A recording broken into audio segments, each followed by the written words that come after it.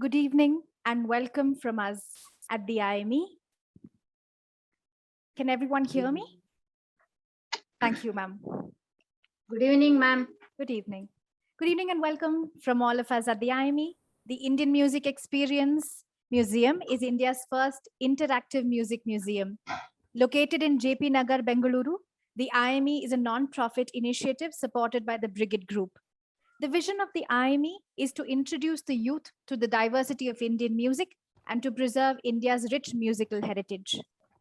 The Indian Music Experience is celebrating the month of August with the theme of the spirit of freedom.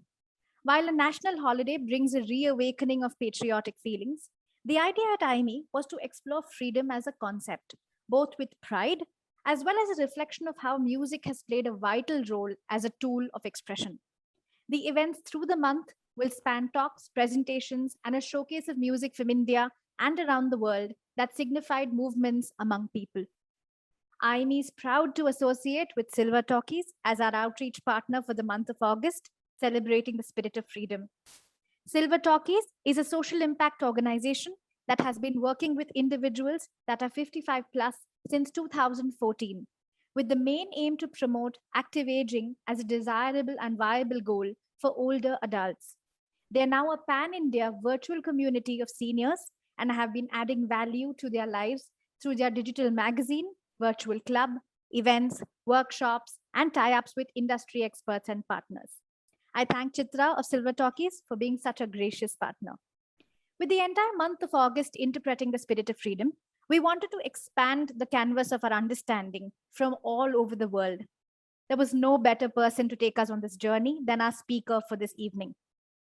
Our event today, Songs That Sparked Revolutions, is hosted by Karan Machado, RJK, better known as the host of Good Morning Bangalore on 94.3 Radio 1. K is an MC, host, teacher, improv artist, and an actor, both on camera and on stage. Having toured India in musicals, he's currently running an online mentorship program for radio journalism with Unheard India. Karan believes that in a largely digital age, the power of radio has been timely underestimated. With any such power comes the responsibility to affect millions of lives for the good. We thank Kay for accepting our invitation, and without further delay, I hand over to him to take us through this fun-filled session.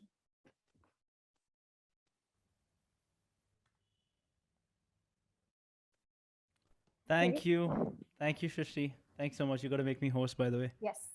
Good evening, everybody. I hope you're well. I hope you're doing fine in these times. It is so lovely to see some of your faces. It's so great to have you guys here. I'm just going to quickly do a couple of hygiene things for, while we kind of get started. If you do have questions during our session, please feel free to drop them in the chat. Okay? Or say, for example, if you're not comfortable with the chat, we will open up Q&A a little later, which means that you can ask your question in person. And yeah, the idea of this entire thing is to have fun.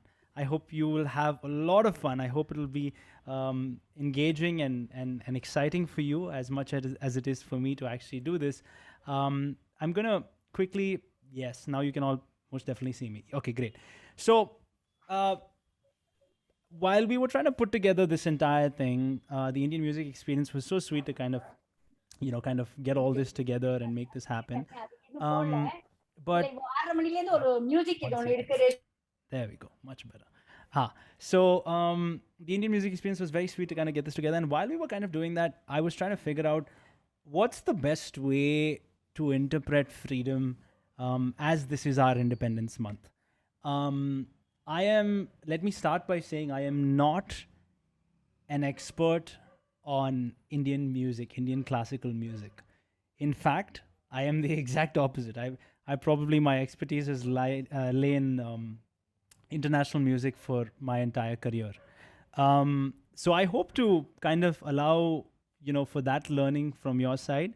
And I leave the expertise of the Indian music to the Indian Music Experience themselves. Okay, great. So what are we going to be doing over the next 1 hour or so? It's pretty simple.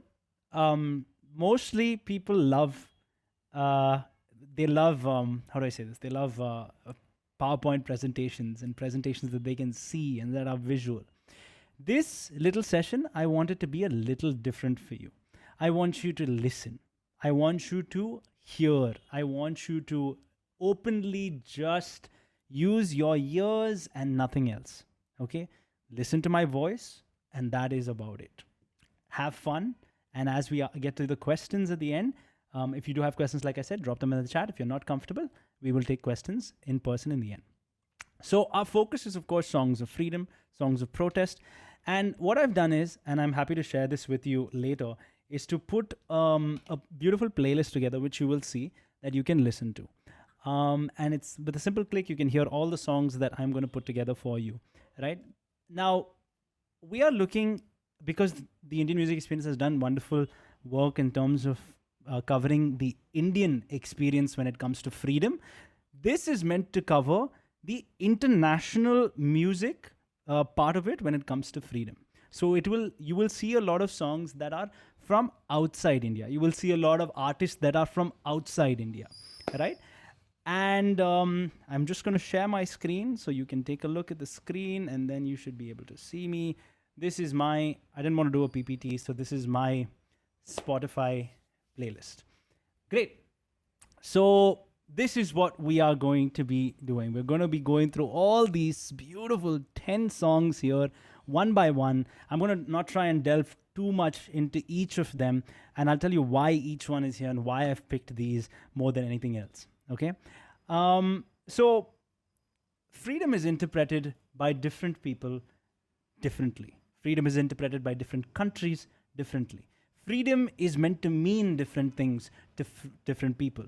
And hence, freedom is also interpreted differently when it comes to music as well. Now, when it comes to music, there have been a few revolutionaries who have tided a lot of different countries, a lot of different people through trying times using music. And the first one that we're going to start with is one of my most favorite artists. He is probably, in my opinion, one of the greatest songwriters of all time. You can see his name right on top of the list, and that's Bob Dylan with "A Hard Rains Are Gonna Fall." Now, I want to kind of give you a background on this song before we actually, kind of tell you about the song a little bit. So, "A Hard Rains Are Gonna Fall" is Bob Dylan's, dissection of the Vietnam War. It was released in on May 27th, 1963, and he sings of forcibly dispatching young men off to war and the lasting effects of that on America. Now, the song is couched in symbolism and imagery, and it can be interpreted in other ways. But first, without any further ado, let's just listen to the song. I'm also going to put the lyrics up on the screen so that you can hear it and read the lyrics while you can hear the song. Here we go.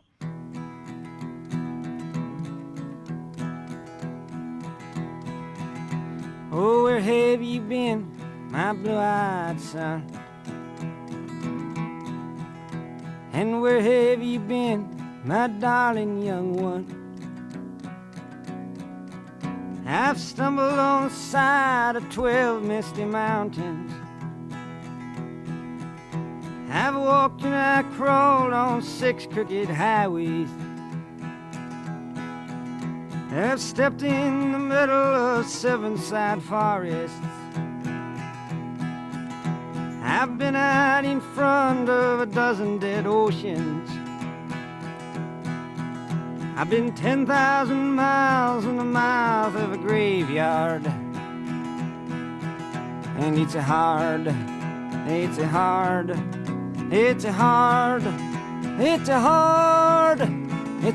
rain they're gonna fall.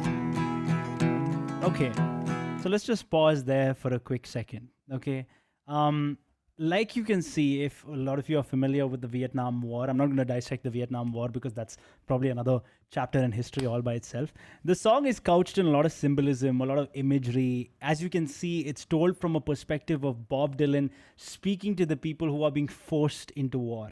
Now, a lot of you might or might not know that people were asked to just merely go to war when it came to, of course, the Vietnam War. They were forced literally to go to war. They didn't really have a choice. And it's one of America's biggest, let's just say, embarrassments in their history. But most often, this song is interpreted in present day times as a warning to heed the dangers of something like climate change.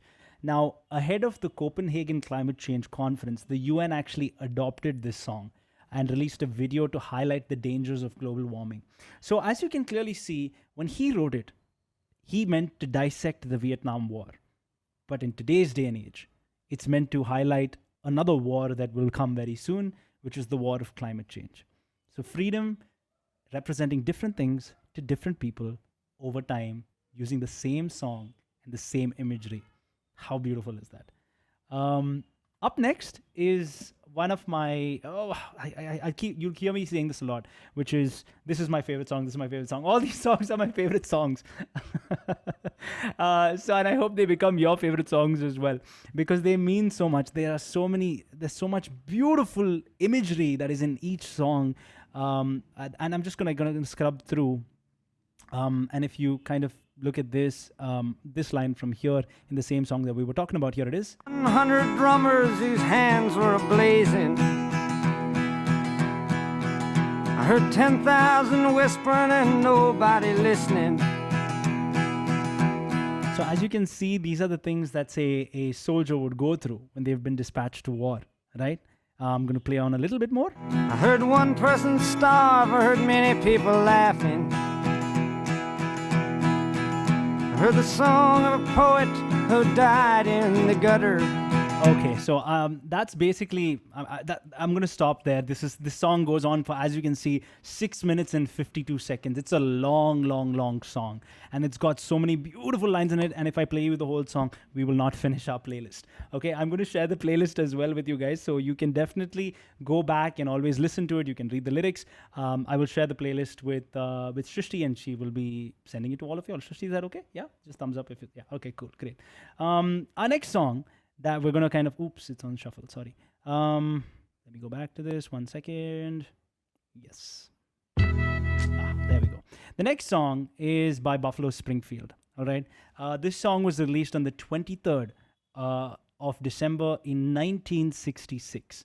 So the song is titled For What It's Worth, and it's a 1967, it's a single, right? It's written by Stephen Stills, and it's released by the US-Canadian band Buffalo Springfield. Now, according to Stills, it was motivated not by the Vietnam War, but by a comparatively minor event. There was a rioting in California. Now, on that note, why don't you listen to the song and read the lyrics?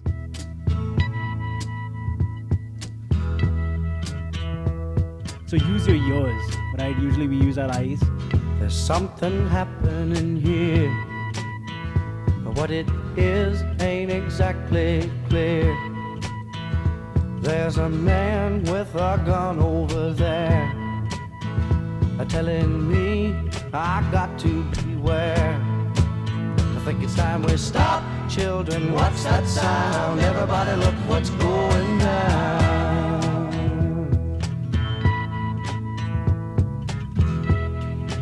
It's a very short song. It's just 2 minutes and 33 seconds.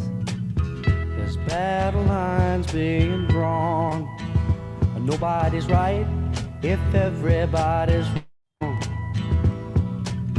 Young people speaking their minds are getting so much resistance from behind. Time we stop. Hey, what's that sound? Everybody look what's going down. Okay, I'm going to pause it here. Okay, great. Okay, so as you can see, the person who wrote the song, which was Stephen Stills, said that this wasn't about the Vietnam War. I told you it was about a rioting in California. But nevertheless, For What It's Worth, which is the name of the song, by the way, was picked up by young people and political movements across the United States. Now, Stills' lyrics really called for questioning and contemplation while making implied criticisms of state power, right? Maybe you can relate to something like that. I don't know. Unlike other protest songs, This has a very gentle, conciliatory tone that appealed to anti war, civil rights, counterculture groups alike. So, for what it's worth, reached number 7, by the way, on the US singles chart, and it still remains as one of the best known protest songs of the 1960s. Cypress, so I'm going to ask you to, go ahead and ask your question, please.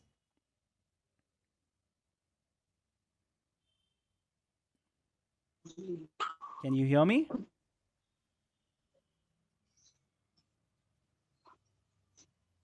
Okay, I think he. Can you hear me? No. Let me see if I can get him up here. Okay, we'll see if we can get him back in a while. Okay, great. Okay, so I'm also, if you are comfortable with the raising your hands, please go ahead and or leave it in the chat. 1 second.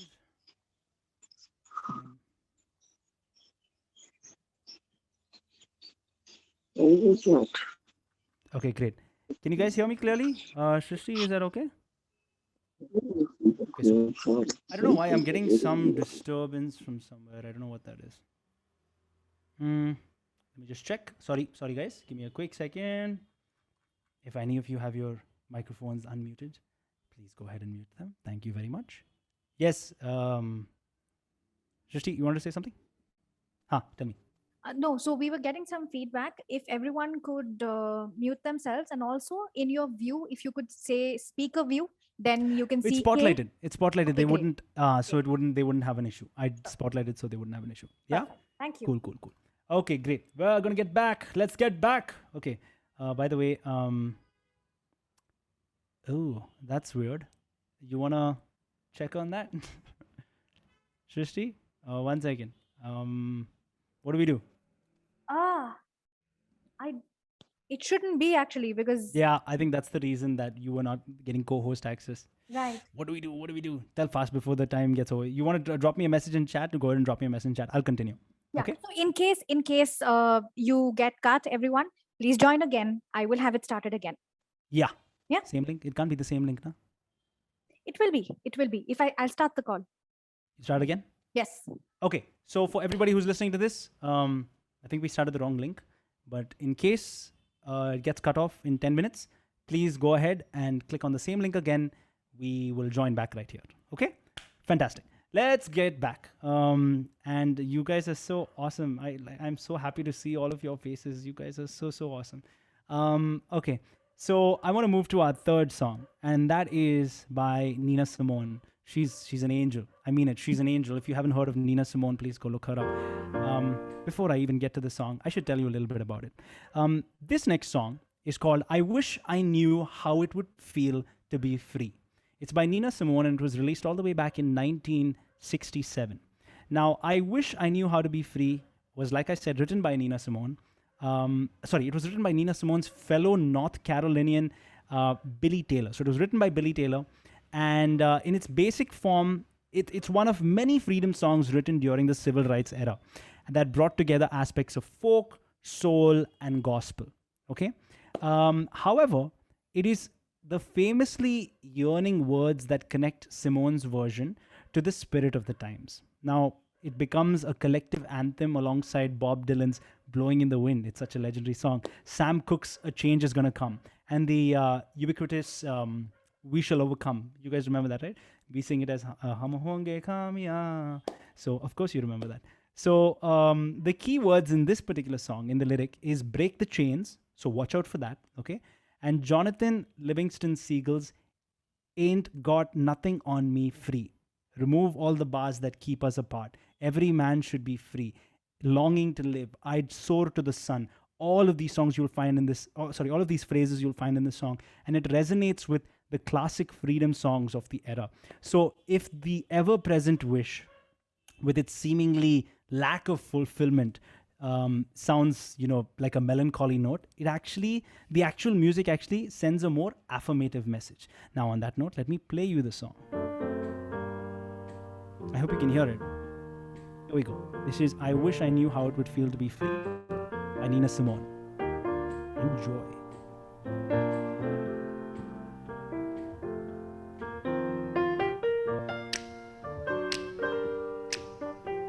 Sorry, I'm going to fast forward a little bit if you don't mind. Be free. There we go. I wish I could break all the chains holding me. I wish I could say all the things that I should say. Say them loud, say them clear, for the whole round world to hear. I wish I could share all the love that's in my heart. Remove all the bars that keep us apart. I wish you could know what it means to be me. Then you'd see and agree that every man should be free. See, all those lines I told you about I wish are in the song. All those lines I told you about, right? I have come in the song. It's such a beautiful song that speaks so much in volumes. It applies to any time, which is the beautiful part of music. If you've come in a little late, and if you're here now, welcome firstly. I think we've been having an issue with this Zoom link. So if this link kind of shuts off, please click on the same link again and it will reopen up. Give it a couple of seconds and don't panic if it cuts off suddenly. Okay, we're just going to say that. That's what Shrishti has told me. We'll be starting the same link again. Okay. Another thing that I wanted to tell you guys, and of course I saw some people in the chat. Of course, I think Sai Prem saying, I wish India's freedom songs which sparked revolution could be presented. I wish so too. But this is not the session for that. There is a separate session for that because trust me, if we do a session on that, that's going to go for a very, very long time. This is meant to introduce you to music outside India. This is meant to introduce you to music that you typically, stories you would not typically hear. Because the guys at IME anyways do that kind of content when it comes to Indian music. So we thought we'd change it up a little bit. So I hope you can sit back and enjoy. Great. I'm going to do one more song. I think it says I have 4 minutes more before this kind of cuts off. So let's try and do one more song. This next one, this is one of my favorites. So these guys did just before COVID-19 hit I'm going to consider it as Jan 2020. These wonderful guys actually did a concert in India. They're a legendary band. They're known as U2, and they are just an unbelievable band. And they did it as part of the Joshua Tree tour, which came to Mumbai. We actually partnered with them, and we had them. It was just a great time. It's the last big concert that India had before we went into COVID-19. Now we can't hope for those things anymore. We don't know when concerts will really come back. We don't know. So yes, and the idea of all of this is, of U2, and U2 has always been a phenomenal band. This next song was released in 1983. Okay, I've got 3 minutes more, so I'm going to speed this up. The British Army actually opened fire on civil rights protest, right? It's against the division of Ireland on Sunday, the 30th of January, 1972. This happened in Derry, right? It resulted in 13 deaths.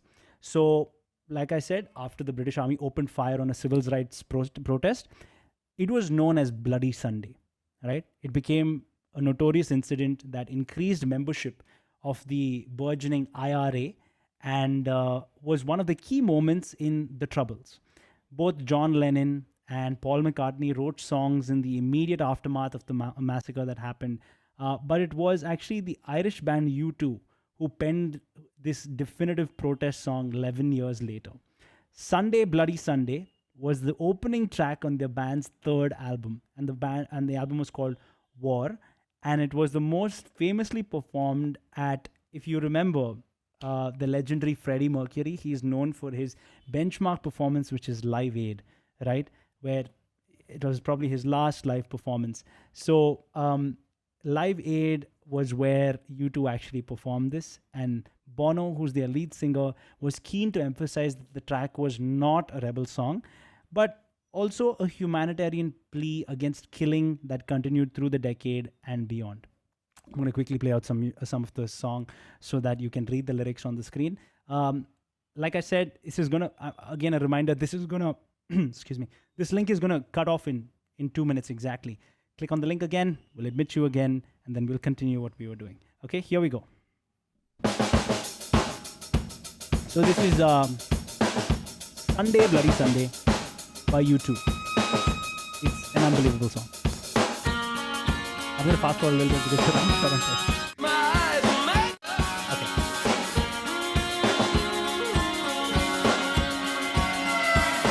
I can't believe the news today. Oh, I can't close my eyes and make it go away. How long must we sing this song? How long? 'Cause tonight we can be as one tonight. Broken bottles under children's feet, bodies strewn across the dead street. Okay, I'm going to pause that there. I would love to play more, but I think this link is going to end, so I don't want you all to be wondering like, hey, what happened?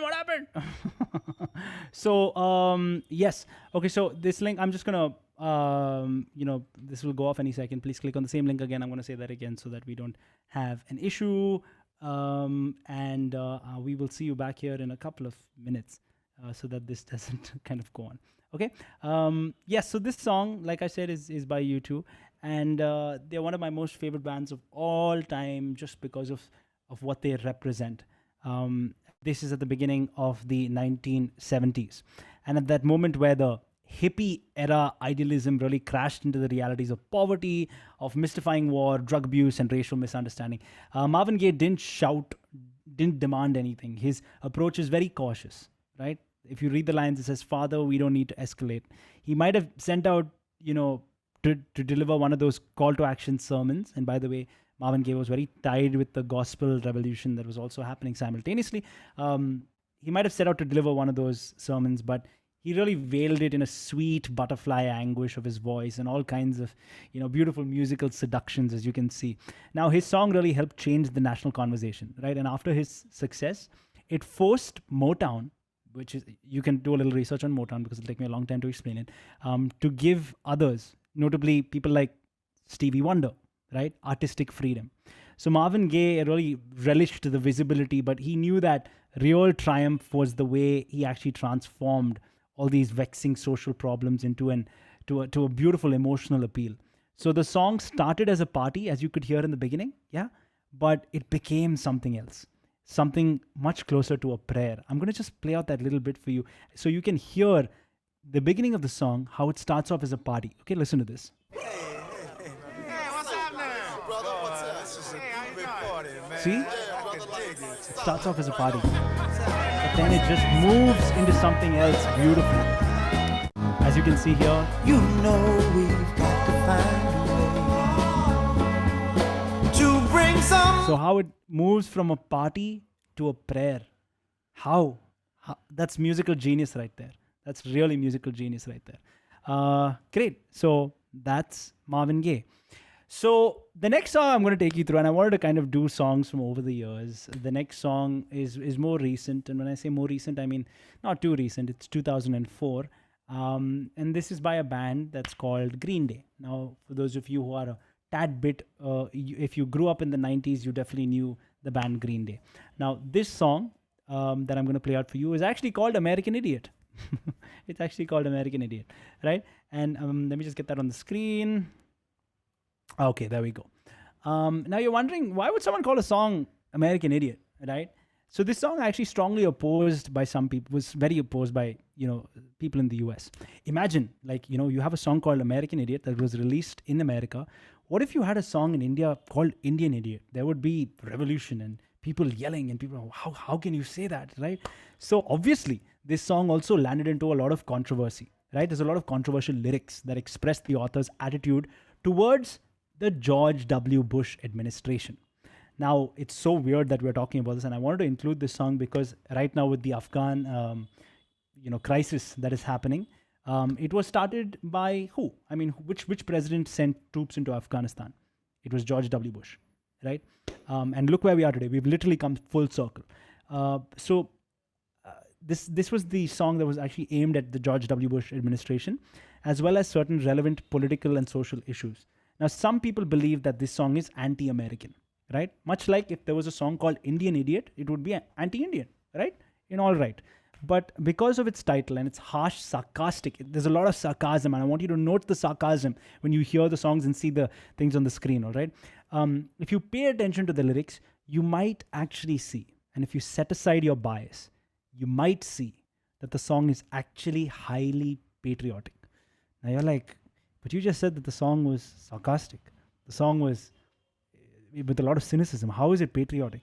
Well, let's just listen to a little bit of it and then we'll take it from there. Here we go.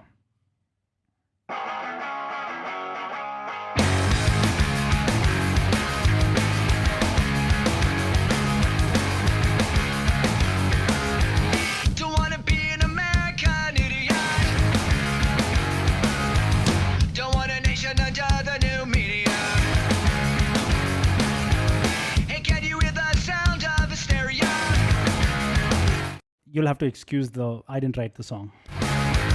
The subliminal mindfuck America. Welcome to a new kind of tension all across the alien mission. Everything isn't meant to be okay. Television dreams of tomorrow. We're not the ones I'm meant to follow.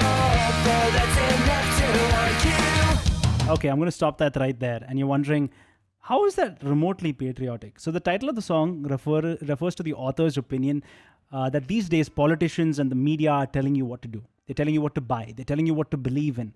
We are constantly being subliminally, let's just say, programmed by commercials, by campaigns, and by reality TV. Now, they turn us into idiots with no individuality. Now, in this song, I think a lot of you can relate this to the Indian context as well. Maybe this is happening here. Maybe, I don't know. In this song, the narrator is saying that he doesn't want his nation to be turned into a nation of idiots. He doesn't want his country to be led by a redneck president, which is actually in the lyrics, by the way. It says, I'm not part of a redneck agenda. He doesn't want people to be convinced that it's right to hate someone because of, say, for example, maybe their sexual preferences. Right? He doesn't want the nation to be isolated and detested because of stupid decisions that the government makes. So the song is really an overview of the album's most important ideas, as well as a sort of warning, calling out to the people across the country saying, don't let them take away your personality. Don't let them turn you into an idiot America. Right? What a nice way of using sarcasm to convey that message. What a nice way of using the fact that, people, who would have ever thought, like when you read the title, you're already angry, right? You're already angry. But when you actually you delve into the lyrics, you understand how beautiful these lyrics are. The next song is probably one that a lot of you already know. And it's a song that was released in 1971. It's a beautiful song. Some of you are so familiar with it, I don't even have to cover it. But for those of you, please forgive me because there are some people who might not have heard this next song. Okay, it is by one of the best songwriters of all time. It is by John Lennon. Now, I'm just going to play the song first because it's so beautiful. And I want you to just look at the screen. You can see the lyrics. Just read and absorb. Okay, here we go. Imagine there's no heaven. It's easy if you try. No hell below us. Above us, only sky. Imagine all the people living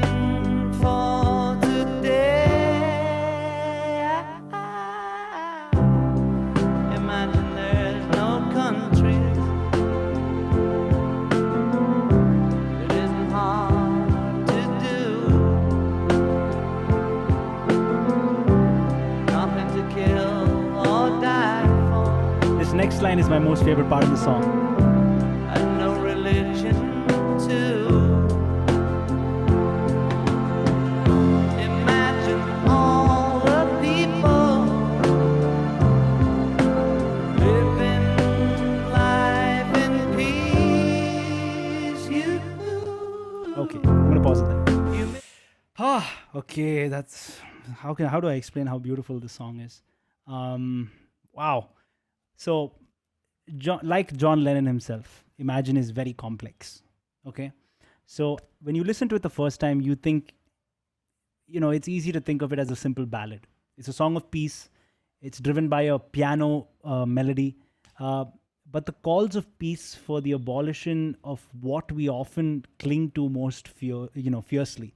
It's not a blueprint, with instructions on how to give up some of those parameters that we define ourselves with. But it's a call for us to imagine something that seems unimaginable, right, in the world we live in. It's revolutionary without calling for literal revolution, right? And that's the most beautiful part about it. It has no less relevance in the uncertain world of today than it did when it came out in 1971. Okay, we are 50 years away. Sorry, my maths is very bad. That's why I became a radio jockey. Imagine has been called a humanistic, paean for the people. Now, it has been described as an enduring hymn of solace, and it's a promise that has carried us through extreme grief. It has repeatedly been chosen by critics and voted by audiences as one of the greatest songs of the 70s, of the century, and of all time. Okay. Bono, who we just covered, if you remember, in Sunday Bloody Sunday. Yeah, everybody remembers that, where we spoke about U2. Bono said that he would not be a musician if he had not heard this song. Stevie Wonder, for example, broke down while performing it on stage. It has been covered by hundreds of artists around the world, from the likes of Neil Young to Joan Baez to Coldplay to Lady Gaga, and even A.R. Rahman. It is one of Lennon's more enduring legacies, perhaps even surpassing what he gave to the world as one of the founding members of the Beatles, right? But what it's been considered for decades to be an anthem of peace, but in fact, it's a radical call for revolution. And nothing about it is simple, right? If you read the song, it seems so simple. It's not simple. I urge you to listen to it after we finish this session. I am running short on time and I have a couple of more songs to go through. So I'm going to go to the next one. The next song I kind of picked out is more recent. I wanted to pick songs from all across the ages. The next song was released in 2016. Now, for you younger folk here, you might recognize it. There we go. I will play it in a bit. But what's the song all about? By the way, the song is called Freedom. Right? And we're doing songs of freedom. The song is called Freedom. It's by Beyonce and Kendrick Lamar, released in 2016. Now, Freedom, this song that you're going to hear, is a collaboration between Beyonce and rapper Kendrick Lamar. Now, it is similarly politically astute, right? Throughout the song, the two take on a lot of systemic racism and injustices, dating all the way back to the slavery in the United States. Now, I want to play you the song so that you can hear that for yourself, and then I'll tell you a little bit more. Here we go.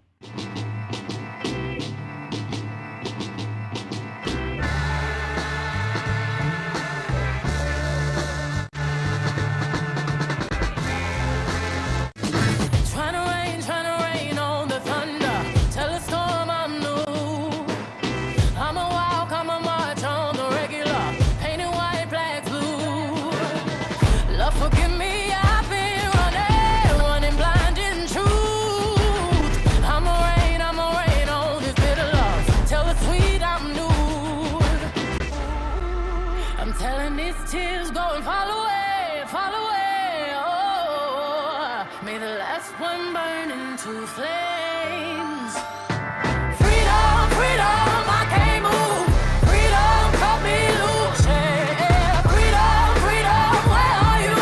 'Cause I need freedom too. I break chains all by myself, won't let my freedom rot in hell. Hey, I'ma keep on running 'cause the winner don't quit on themselves. Okay, I'm going to stop the song right there. You heard a little bit of it, yes? So this particular song, of course, Freedom is a triumph for many reasons. But the fact that it takes a strong stance, it encourages action, have you noticed how the songs we first started with aren't like, they don't encourage action, but this one does, right? And this is in 2016. There's a big difference in the times that you can see there in the way songs are written. And this aims to prompt people to take control of their futures. It's incredibly powerful. Now, throughout Freedom, which is the song, Beyonce's message is very clear. We will overcome, and the freedom of, freedom from oppression and social ills like racism is within reach. And she calls for perseverance and solidarity, and it appears to establish herself as a leader for the cause. And in many ways, if you're in touch with pop culture, she is. She is a leader of the cause. Okay, the next song that I'm going to take you through is going to dial back all the way to 1980. It's a year that I feel I should have been born in. No, I feel I should have been, I think, 20 years old in 1980. That would have been great. That would have been, I've always felt that I needed to grow up in the 1970s or the 1960s. I feel that was, my mind is still there, honestly. My musical mind is still there, so if you've been born during that era or you've grown up in that era, I envy you so much because you have lived my dream. And I I really wish I lived through that era. Okay, this next song is beautiful in itself, and it's a song by a legendary person. You might know him as Bob Marley. It's called Redemption Song. Now, I just want you to listen to it first before we do anything about it. Okay?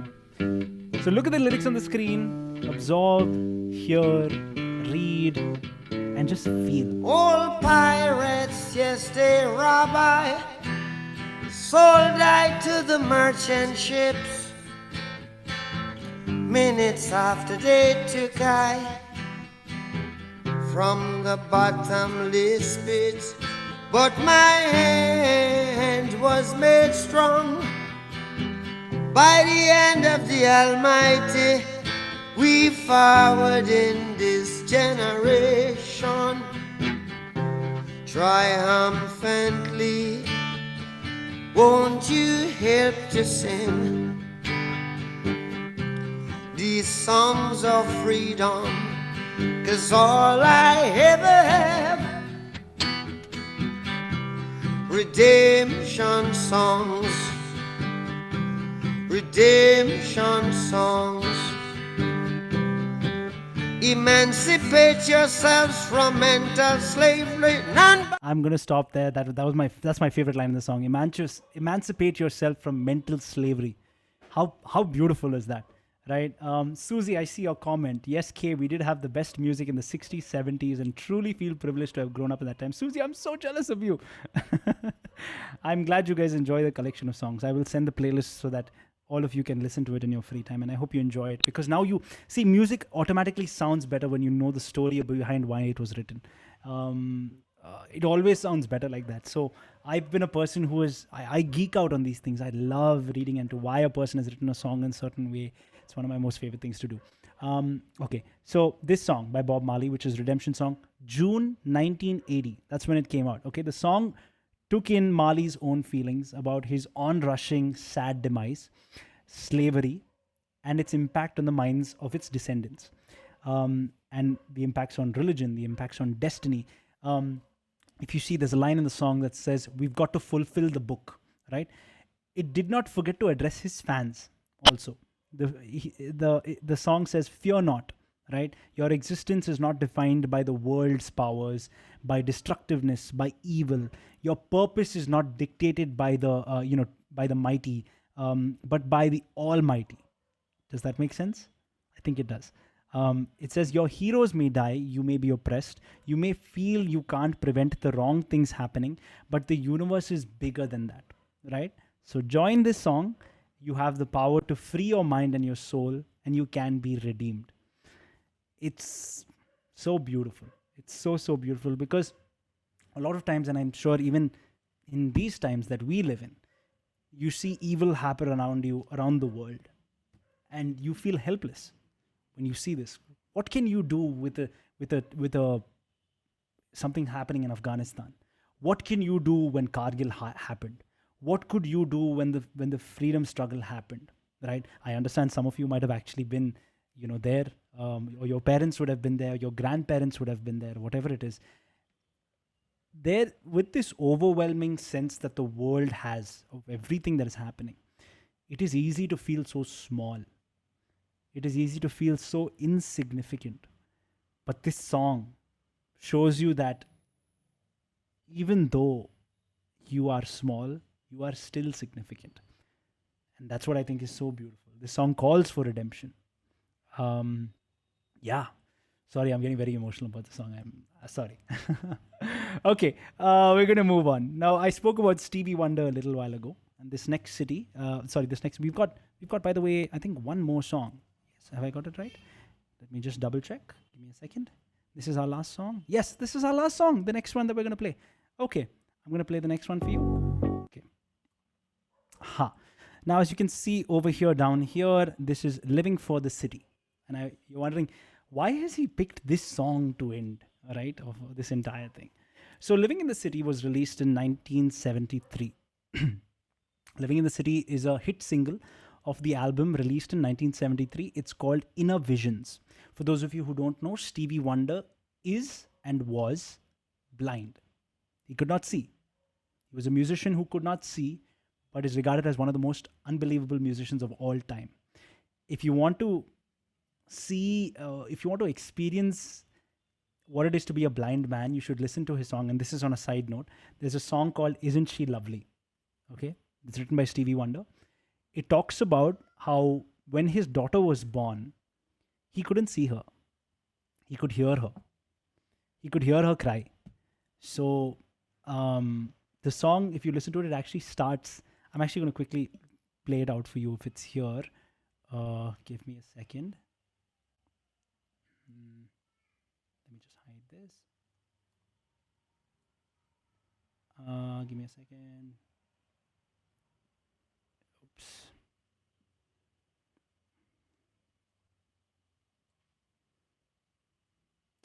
There we go. I was looking for this. Yes. Okay, let me just play this for you. Just listen to the beginning only, okay?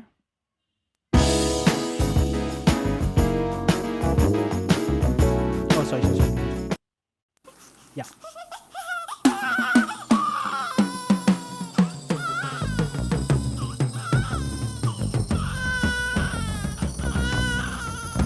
Want to know a super fun fact? This is the actual recording of his daughter crying. This is the actual recording. How beautiful is that?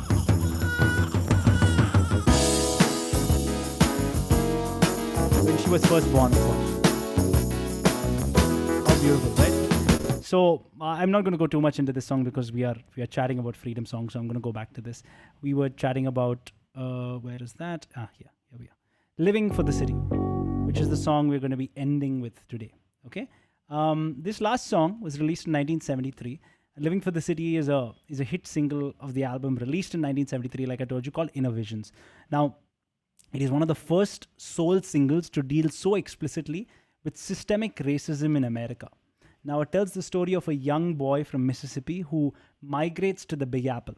All right, for those of you who don't know what the Big Apple is, it's New York. At home, he faced hardships such as poverty and harsh living conditions, but was really loved by his parents. In the city, it really doesn't end well. New York is a dangerous city. A lot of people say that if you're in the wrong parts. The song really begins by talking about the realities of living as a black family in the US of A at the time. There was horrible pay for hard labor. There was difficulty in finding jobs. And there were sacrifices made to gain a proper education. Now, it is a harsh scenario, and it highlights a strong classism and racism in the country, which is unfortunately still very real today.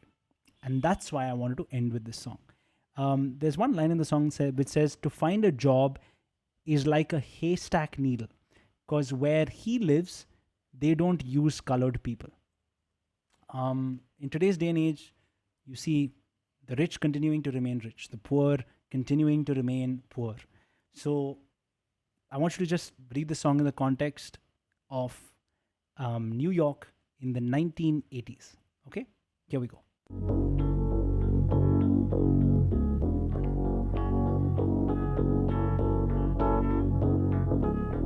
A boy's born in hot time Mississippi, surrounded by four walls that ain't so pretty. His parents give him love and affection to keep him strong, moving in the right direction, living just enough for the city.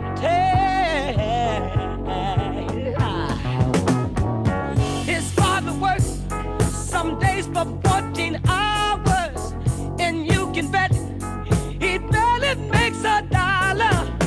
His mother goes to scrub the floors for many, and you best believe she hardly gets a penny, living just enough for the city. Okay, I'm going to pause it here for a second. How many of you can relate to, say, for example, your fathers or your mothers working so hard for you? That's why the song is still so relevant, right?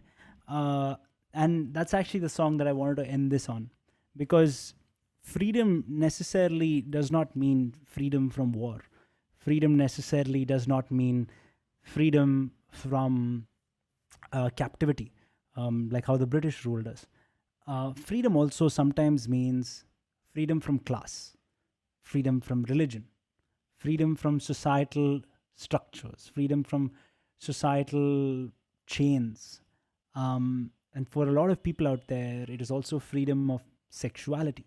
It is freedom of various things. Freedom might be an age-old concept, but its interpretation is constantly changing and evolving in today's day and age. Freedom might be an age-old concept, but its relevance is always now. And I do hope that after you listen to these songs, I do hope that after you've learned a little from these songs and what they mean, that you feel a little bit more free, that you feel like the world is not so big. And by letting yourself go a little bit, the world becomes a tad bit more free than it was before this little presentation. Thank you for listening. I have had a great time, and I want to thank the Indian Music Experience for hosting this. I want to thank Silver Talkies for putting this together. Thank you for your wonderful comments in the chat. I have been reading all of them. And thank you. This has been so great. I'm going to stop sharing, and I'm going to hand it back to Shrishti. Shrishti. Yeah. Thanks, Kay.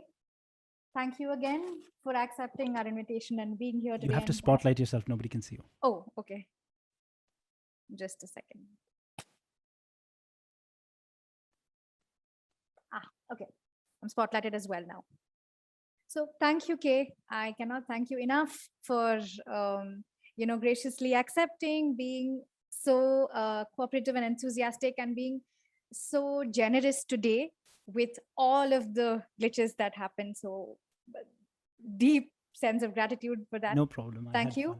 And thank you, dear audiences. We've had such a lively session, and it was so good. I was reading the comments as well, and it was so good to say, when Suji said, you ought to be jealous of the decade I lived in. That was very cool. So I'm so glad to see those comments, and thank you for attending the event. Thank you, Silver Talkies, for making this possible with us.